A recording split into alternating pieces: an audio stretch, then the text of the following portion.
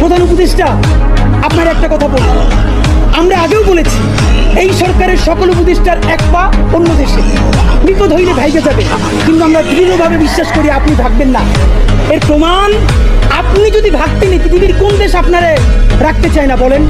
তাহলে হাসিনার আমলেও 10 তলা বিল্ডিং পাইয়া আপনার আদালতে হাজিরে আপনি দিতে আসতেন না, আপনি তখনই বিদেশ থাকতে পারতেন। আপনি এই দেশে থাকতে চান বলেই আপনি আসছেন, আমরা বিশ্বাস করতে চাই। মাননীয় প্রধান উপদেষ্টা, আপনি বাঁচবেন কয়দিন বলেন? আপনার এত বয়স হয়েছে, বাংলাদেশের গড়ায় উঠতে প্রায় 20 বছর বেশি পাচ্ছেন।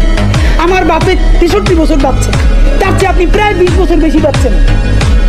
মাঝে মধ্যে মৃত্যু বেঁচে থাকার চেয়ে অধিক। মাননীয় প্রধান উপদেষ্টা, আপনি একটা গবেষণা করেন, বাংলাদেশে গত 50 বছরে কোনো রাষ্ট্রপ্রধানের 30 মিনিট 40 মিনিটের বক্তৃতা, রিক্সা চালক, ভ্যান চালক, সবজি বিক্রেতা, বিশ্ববিদ্যালয়ের প্রফেসর, ছাত্র জনতা আধা ঘন্টা বসে তার বক্তৃতা শুনে নজির নাই। যেটা আপনারটা হইছে, এটা কিন্তু আপনার চেহারা দেখে না। আপনি রাজনৈতিক দল করছিলেন, ফেরও করছেন, কিন্তু এইবার যে আপনার এই বাংলাদেশের পক্ষে হৃদয় নিংড়ে ভালোবাসা, আপনি যখন বক্তৃতা করেন আপনি আর্টিফিশিয়াল কিছু বলেন না, কিন্তু আপনি যখন ঘোষণাপত্র বললেন আপনার চেহারায় আর্টিফিশিয়াল ছাপ। ইদানিং আপনি স্ক্রিপ্ট দেখে দেখে বক্তৃতা করেন, এগুলো আমরা চাই না। মাননীয় প্রধান উপদেষ্টা, আপনার অন্তরে যা আছে, আপনারা যে বাধ্য করে তার কথা বইলে দেন না। আপনারা কি করবে বলেন? আপনারা খুন করবে। আপনি প্রায় 80 বছর বাঁচছেন, আর কয় বছরই বা বাঁচবেন?